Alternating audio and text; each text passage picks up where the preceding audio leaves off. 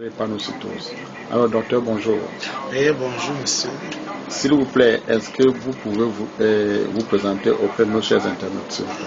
Ok, bonjour, chers internautes. Bonjour. Moi, c'est Alex Jagui, infirmier diplômé d'État au centre de santé Les Merveilles, ici à Dépendant Maturité. Voilà, docteur, on parle aujourd'hui de la drépanocytose. Qu'est-ce que c'est que la drépanocytose? Oui, je tiens d'abord à vous remercier vraiment de penser à nous, de penser aux internautes, de penser que les réseaux sociaux peuvent être utilisés pour sensibiliser. Donc je vous remercie déjà et je remercie votre émission. Donc je vais sans plus tarder parler de la drépanocytose. La drépanocytose, c'est cette maladie dite chronique, c'est-à-dire on vit avec la maladie. Quand on naît avec la maladie et on vit avec la maladie. C'est une maladie du sang. Pour que ça soit plus clair, c'est une maladie du sang, une maladie génétique, héréditaire. Ça veut dire que les parents transmettent aux enfants. Ils peuvent être porteurs sains et transmettent aux enfants. Et cette maladie est caractérisée par une anomalie, un défaut au niveau des globules rouges.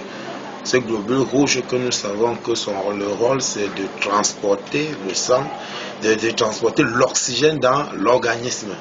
Donc cette maladie est caractérisée, c'est une maladie génétique, héréditaire, caractérisée par une malformation, une anomalie des globules rouges.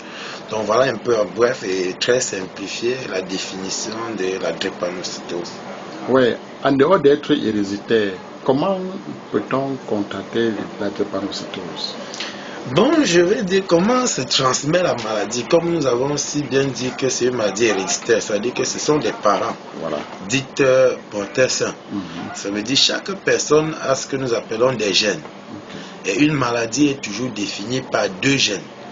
Il peut arriver qu'un parent a un gène malade, un gène dit muté, et quand il rencontre son partenaire qui a aussi un gène muté, ils ont des 25% de cas, dans 25% des cas, ils peuvent transmettre la maladie à l'enfant, c'est-à-dire se retrouver chacun lors de la fécondation à donner plutôt que le gène muté. On se retrouve avec une personne qui a plutôt deux gènes mutés venant de deux personnes dites hétérozygotes, c'est-à-dire ils ont un gène normal et un gène muté. Donc voilà en fait comment se transmet la maladie. Et comment peut-on éviter, si c'est évitable? Non, c'est une maladie vraiment évitable, c'est une maladie évitable. La première des choses que je vais dire, la première des choses qui manque, c'est surtout la sensibilisation. Si la population était sensibilisée, s'ils pouvaient mettre dans leurs habitudes le test que nous appelons le test d'électrophorèse, parce que le diagnostic se pose par ce test d'électrophorèse. Si la population était sensibilisée, je trouve que pour éviter, il faut d'abord la sensibilisation. Il faut d'abord la sensibilisation parce que du moment où on fait le test, quelle qu'en soit la raison peut être volontaire, mais c'est très rare de trouver un monsieur qui se présente dans un laboratoire et dit je vais faire mon électrophorèse. La raison peut être moi aussi des cas suspects, comme nous constatons chez un malade qui développe peut-être des signes et on demande cet examen. Ou on peut aussi voir dans la famille, on voit déjà 2 cas de drépanocytose. On demande systématiquement aux autres enfants de se dépister. Sinon, si on était sensibilisé aujourd'hui, malheureusement, on se rend compte encore qu'il y a des jeunes qui se marient sans penser à l'électrophorèse. N'en parlons pas de mariage. Mariage, c'est encore trop dit. Qui font des enfants sans penser, sans chercher à savoir, sans connaître leur partenaire.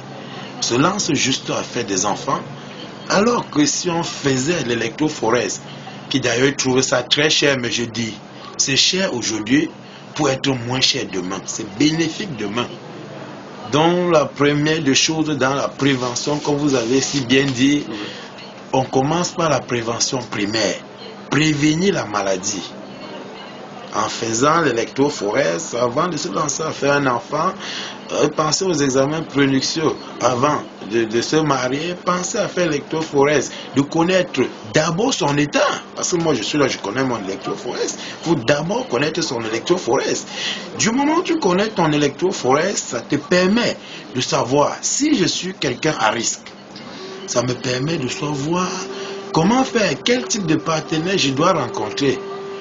Et si je suis personne à risque, est-ce que je dois encore aller prendre le risque de prendre un partenaire que je ne connais pas, mais je dis non. Avant c'était une maladie, on avait dit au village, on avait lancé, c'était la sorcellerie. Maintenant, la médecine a évolué et je vais vous dire, la drépanocytose coûte très cher. Et la deuxième phase de prévention concerne la prévention, je vais dire, secondaire. Du moment où on est déjà drépanocytaire, est-ce que ça veut dire qu'on va mourir? Mais non. C'est avant qu'on pensait déjà que quand on est drépanocytaire, on va mourir à un certain âge. Non, non, la médecine a évolué. La médecine a évolué. Donc, je vais appeler ça, je ne sais pas si c'est un mythe ou ce que les gens ont développé. Le drépanocytaire va mourir dans 20 ans, mais j'en connais des drépanocytaires qui ont... c'est justement ça, docteur, c'est justement ça. Il y a des gens qui sont drépanocytaires, ou bien quand on rencontre quelqu'un de drépanocytaire, on croit toujours que le jour au lendemain, il va mourir. Effectivement, c'est ça. Ça crée une psychose, ça crée tout une psychose, n'est-ce pas, qu'on ne peut pas dimensionner. Effectivement, c'est ce que nous voulons vraiment par la sensibilisation. Dire, parce que ici je ne m'adresse pas seulement à ceux qui n'ont pas encore d'enfants, je ne m'adresse pas seulement à ceux qui ont l'électrophorèse de bonne qualité, donc c'est-à-dire l'hémoglobine de bonne qualité.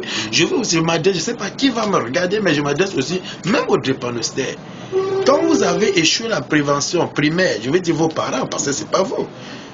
Si vous avez échoué la prévention primaire, qui est d'éviter d'être drépanocytaire en faisant son électrophorèse, maintenant nous passons à la prévention secondaire. C'est pour ça que j'ai articulé la prévention.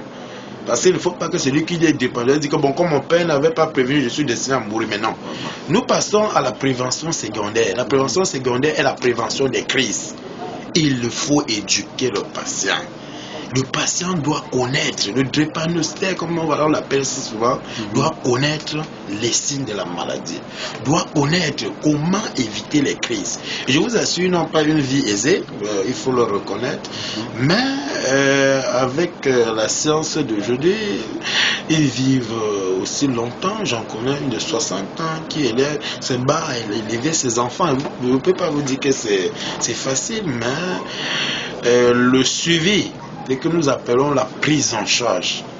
La prise en charge a amélioré beaucoup de choses. Je ne sais pas si on aura assez de temps pour parler un peu de la vie d'un drépanocytaire, mais je vous rassure que la prise en charge a amélioré. Mais nous que nous consultons régulièrement des enfants, nous cherchons